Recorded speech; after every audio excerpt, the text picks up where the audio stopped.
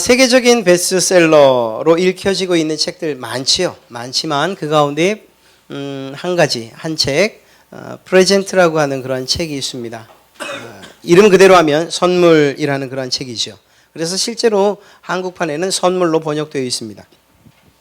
이건 누가 내 치즈를 옮겼을까를 쓴 스펜스 존슨이라고 하는 사람이 쓴 또 다른 역작인데요. 그 내용은 그렇습니다. 주인공은 두 명이에요. 소년과 노인. 처음 시작이 그렇습니다. 어린 소년이 노인에게 가서 이야기를 하던 중에 그 어르신이 이렇게 이야기합니다. 내가 너에게 가장 좋은 선물, 가장 귀한 선물을 주겠다고요. 그런데 그 선물이 무엇인지는 말하지 않습니다. 손에 쥐어준 것이 아니고요. 그것을 주겠다라고만 이야기를 합니다. 소년은 그 선물을 찾기 위해서 노력을 하죠. 그런 채로 시간이 흘러갑니다. 그러다가 이제 때가 돼서 직장을 다니면서 그는 정말 그곳에서 자기가 노력한 만큼의 대가를 받지 못한다라고 처리할 일들이 너무 많은데 그리고 자기는 불만이 쌓여가는 거예요. 원하는 만큼의 수입이 없다. 혹은 자기 자신의 인생을 되돌아보면서 말입니다. 그러던 어느 날 그 어릴 때 이야기했던 어르신이 얘기했던 그 선물에 관한 생각이 떠올라요. 그래서 다시금 찾아가죠. 그래서 할 수만 있다면, 이 선물을 다시 찾을 수만 있다면 그렇다면 내가 이야기를 해봐야 되지 않겠는가, 그런 기대를 가지고 이 어른을 찾아갑니다. 그리고 대화를 통해요. 대화를 통해서 결국 찾아내는 선물이 무엇인가? 바로 현재, 오늘이라는 이야기입니다. 이 제목은 선물이라고 되어 있지만 그 프레젠트는 또 다른 뜻이 있죠. 바로 현재라는 그런 의미를 가지고 있습니다. 그렇습니다. 오늘이라는 바로 이 시간이 여러분에게 가장 귀중한 선물이에요. 예, 하늘이 내려주신 선물, 이 시간들이 우리에게 있어서 가장 소중한 선물이라는 것이죠. 그런데 그것을 알면서 열심히 일하고 최선을 다해서 우리의 인생을 꾸며가고 성공을 향해 나가는 우리들에게 또 다른 선물이 있다고 성경은 이야기하고 있습니다. 저는 오늘 현재라는 그러한 선물보다 더 중요한 그리고 가치 있는 선물에 관한 이야기를 여러분에게 들려드리고자 하는 것입니다. 이 선물은 현재, 지금뿐만 아니라 미래, 그리고 오늘뿐만 아니라 내일까지도 바꾸는 그런 선물입니다. 또한 절망을 희망으로 바꾸고 슬픔을 기쁨으로, 낙심을 소망으로 바꾸는, 불안을 평안으로 바꾸는, 심지어는 죽음으로부터 생명으로 옮겨놓는 이러한 놀라운 선물을 오늘 말씀이 이야기하고 있습니다. 제가 이 선물을 받은 분들과 이야기를 해보고 또 그분들에게 묻습니다. 후회합니까? 이 선물이 당신에게 후회를 준 적이 있나요? 늘 만족하십니까? 네. 아직까지도 그 선물에 대해서 후회하는 사람을 만난 적이 없습니다. 이 선물의 가치는 시간이 흘러갈수록 가치가 점점 높아지고 더 빛을 발합니다. 어떤 때? 세상 사람들이, 아니 우리가 가장 절망적이라고 하는 그 죽음 앞에서조차 가장 놀라운 힘과 능력을 발휘합니다. 어쩌면 그 죽음이라는 문을 통과할 때에 이 선물이야말로 가장 가치 있는 그리고 값어치 있는 것이라는 것을 우리는 알게 되는 거죠. 실제로 이 선물을 받은 우리의 믿음의 선배들은 죽음을 두려워하지 않아요. 때로는 고문도 두려워하지 않아요. 그래서 정말 웃으며 오히려 자기를 힘들게 하고 고문하는 사람을 향해서 예수 믿으라고 이야기하고 이 선물을 소개시켜주고 죽기까지 하는 이런 일들을 봅니다. 오늘 성경은 그 선물을 바로 구원이라고 이야기하고 있습니다.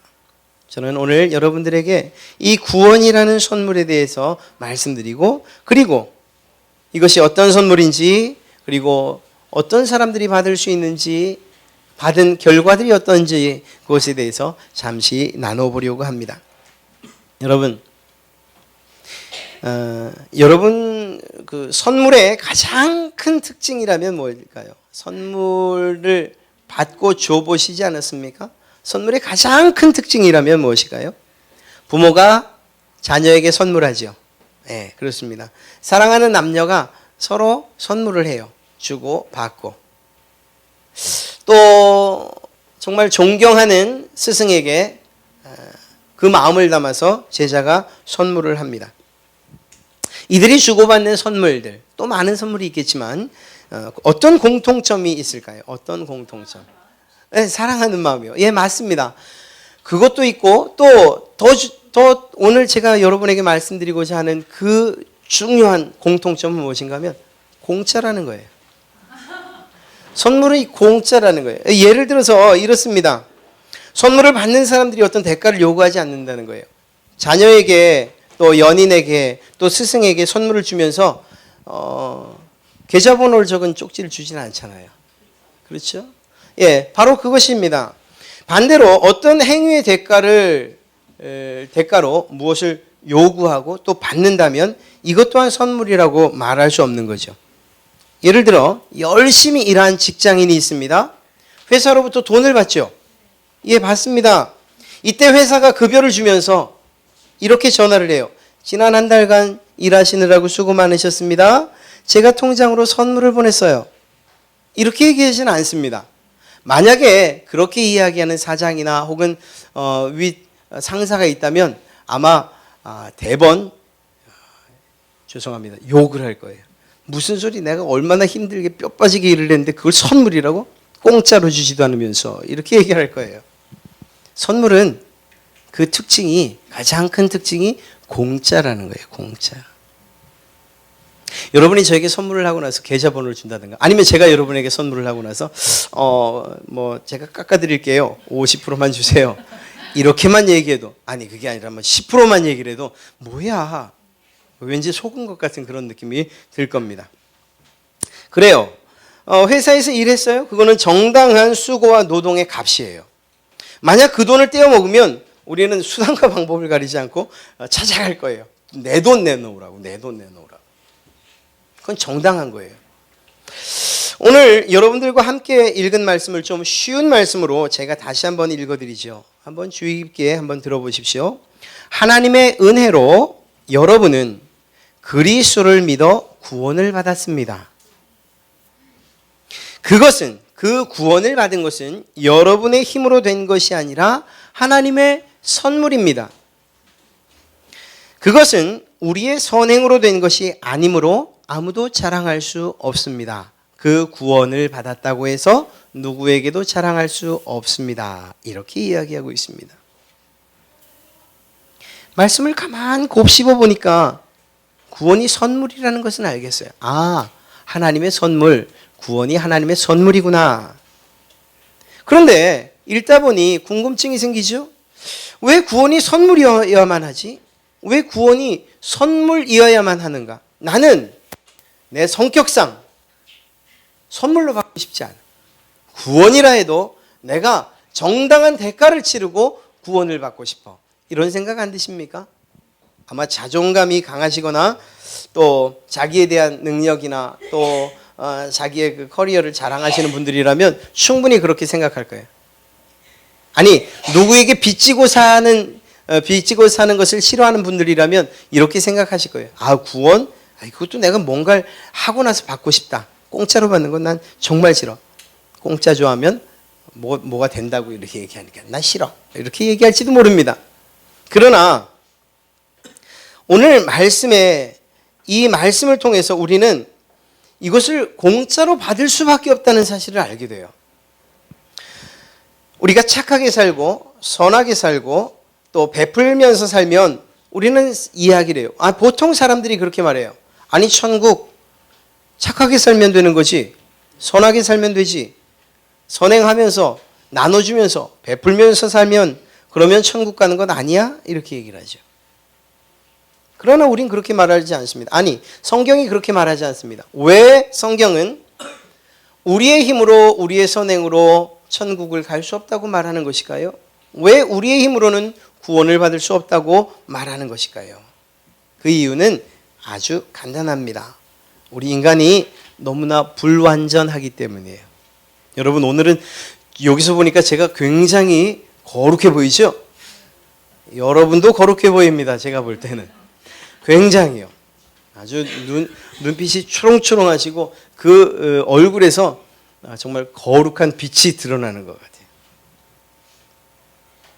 이런 상태가 우리의 평생에 계속 간다면 얼마나 좋겠습니까? 어쩌면 저문을 제가 예배하고 나서 나가다가 누군가 저에게 정말 제가 참을 수 없는 그런 일을 저에게 한다면 저는 그 거룩함을 다 내려놓지 이럴지도 몰라요. 이곳은 아니라 할지라도 때로는 나 혼자 있는 곳, 여러분 혼자 있는 곳에서도 그 거룩함과 성결함을 유지해 간다는 것이 쉽지 않아요. 그러나 걱정하지 마십시오. 그것이 우리 인간의 원래의 모습입니다. 왜? 아담과 하와 이후에 죄를 지은 이후에 우리가 그렇게 연약한 몸이 돼버리고 말아서요. 내가 죄 짓지 않고 살아야지, 내가 착하게 살아야지, 내가 선하게 살아야지, 이렇게 마음을 먹고 다짐을 하고 결심을 하지만 그러나 작심삼일이 될 때가 너무 많은 거예요. 물론 어떤 분들은 그렇게 얘기해요. 작심삼일을 계속해. 그러면 되지 않겠어? 이렇게 얘기하죠. 그러나 그럼에도 불구하고 우리 스스로 우리가 깨끗하다고 말할 수 없는 거예요. 여러분 정말 여러분의 깨끗한 양심에 손을 얹고 한번 이야기해 보십시오. 내가 지금까지 20년을 살면서 40년을 살면서 아니 80년을 살면서 죄 짓지 않고 살았다고 나는 장담할 수 있어. 이런 분 계시면 손을 한번 번쩍 들어 보시겠어요?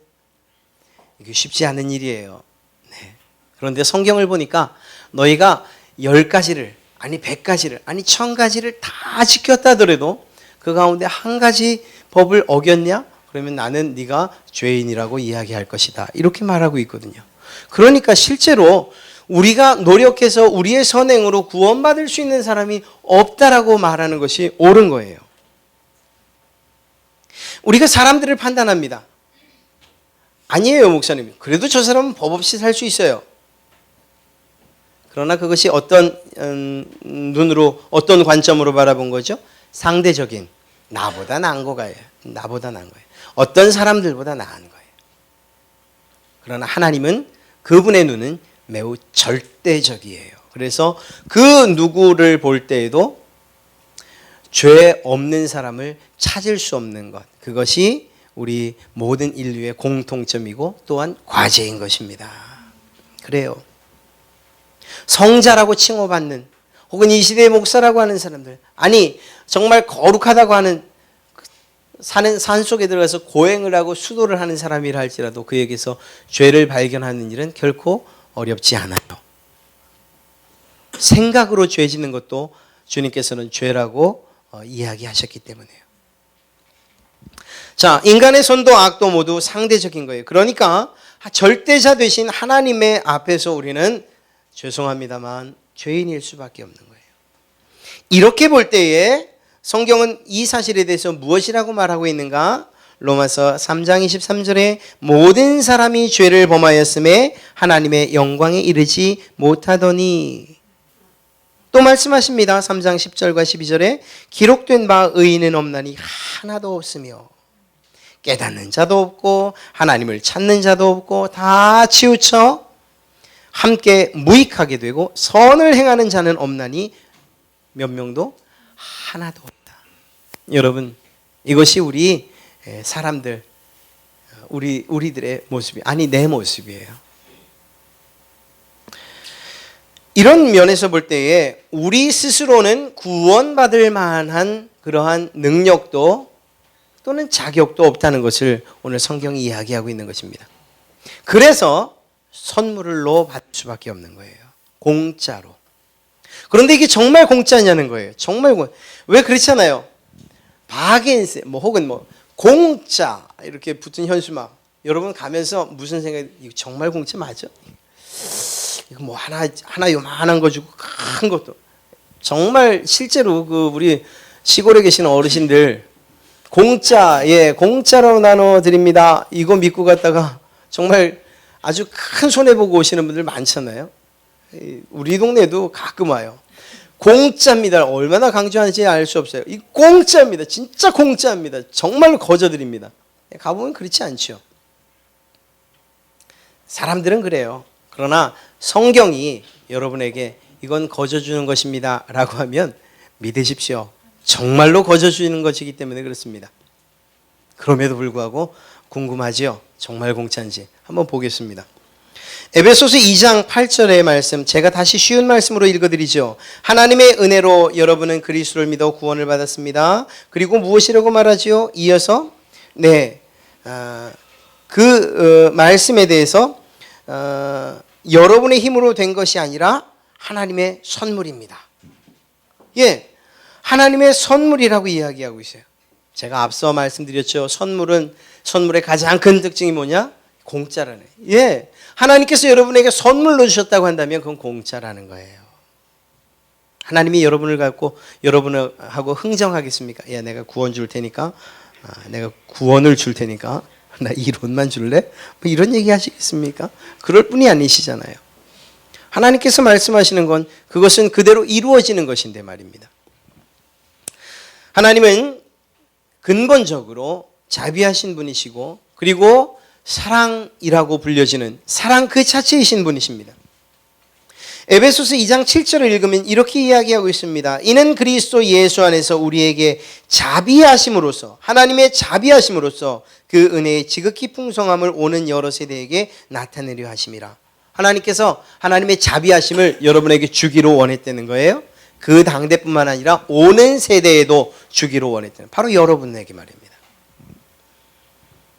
하나님께서 이 사랑을 우리에게 은혜로 베풀어 구원을 선물로 주시게 되었다라는 거죠. 여러분 1700년대에 그 중엽쯤 돼서 영국에 한 노예 상인이 살았습니다. 그는 아프리카로 갑니다. 그래서 흑인들을 잡아와요. 그리고 그 흑인들 정말 사람이지 않습니까? 그를 마치 물건처럼 내다 팝니다. 그게 직업이었어요. 그는 노예를 인간 취급하지 않습니다. 물건 취급해요. 아니, 물건보다 더 못하게 경멸하기까지 합니다. 그런데 그가 어느 날 성경을 읽다가 다른 사람이 아니라 자기 자신이 바로 노예라는 걸 깨닫게 돼요. 아, 내가 죄의 노예구나. 죄의 사슬에 묶여 옴짝달싹할 수 없는 바로 내가 노예구나. 죄의 노예구나. 내가 어떻게 하면 이 사슬로부터 풀려날 수 있을까? 어떻게 하면 이 죄의 짐으로부터 벗어날 수 있을까? 해방될 수 있을까? 이런 고민을 하며 다시금 성경을 읽기 시작합니다.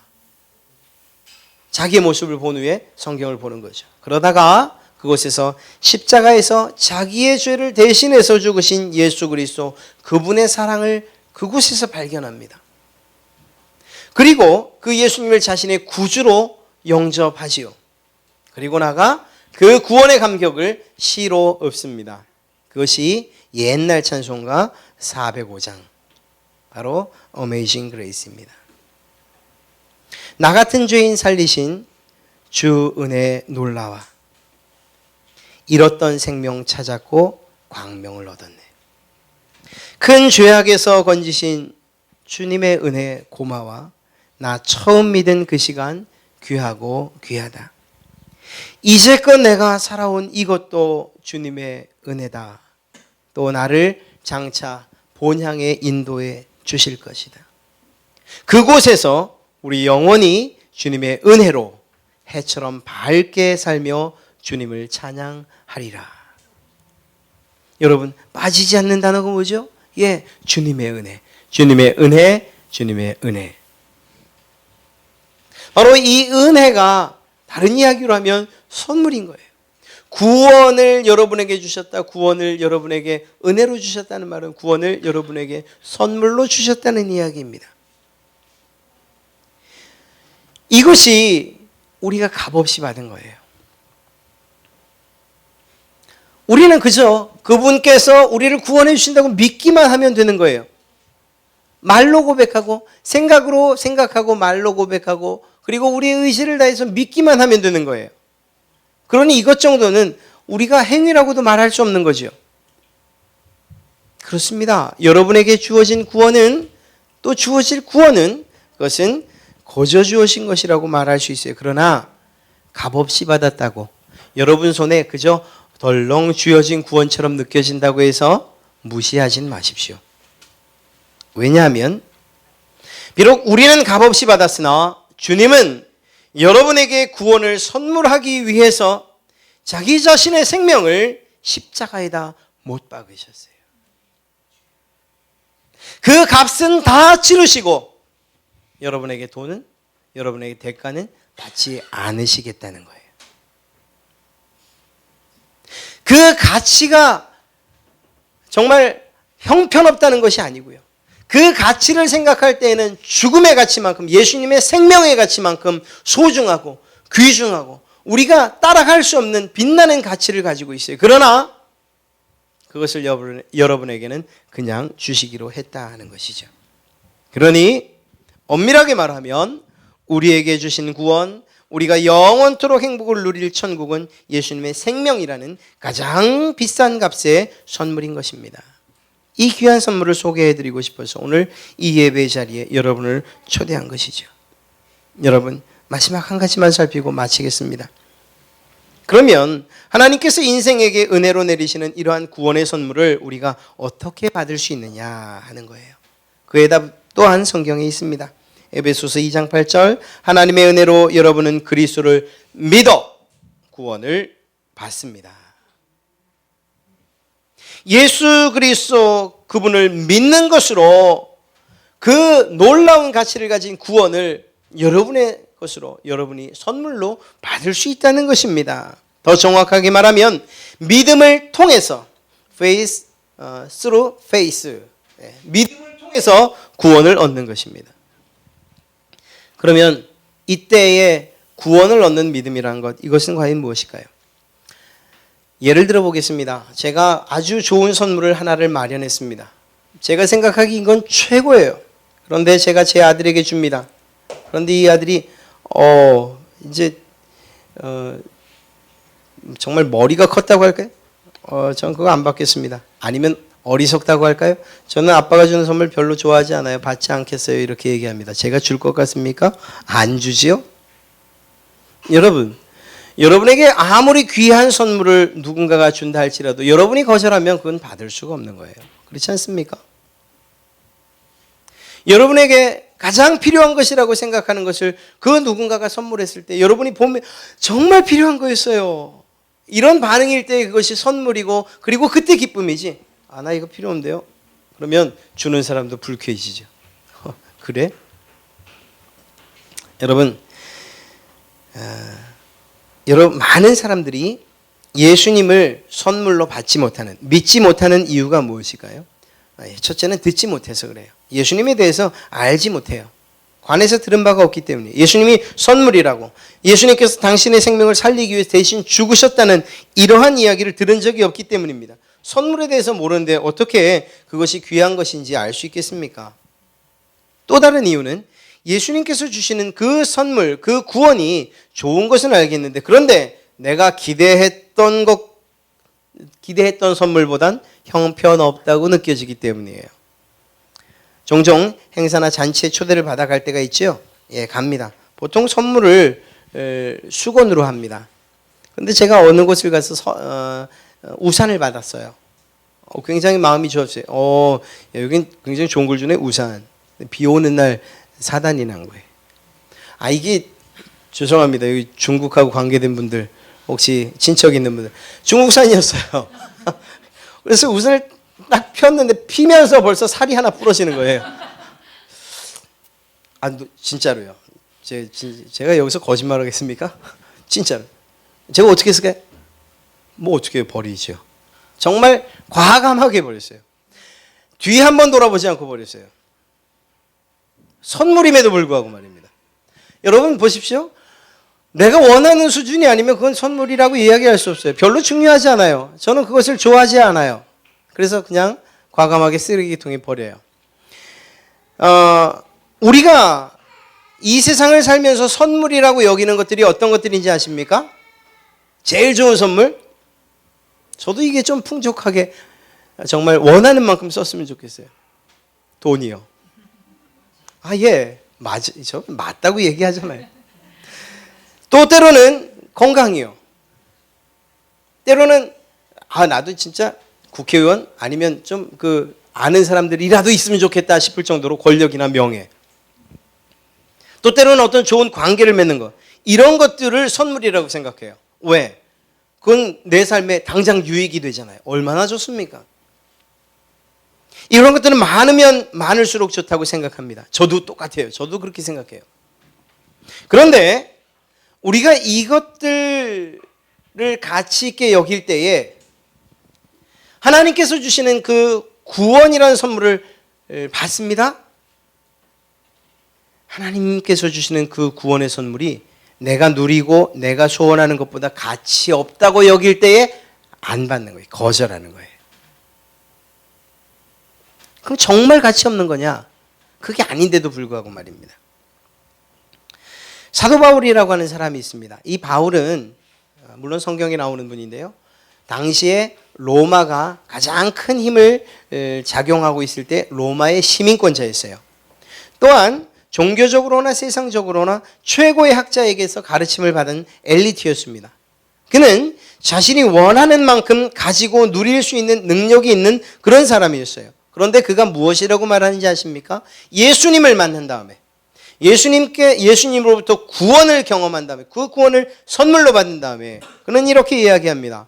빌립보서 3장 7절부터 9절에 그러나 내게 유익하던 그 모든 것, 로마 시민권, 재산, 학식, 그리고 사회적 지위, 이런 것들, 이 모든 것을 나는 그리스도를 위해 다 버렸습니다.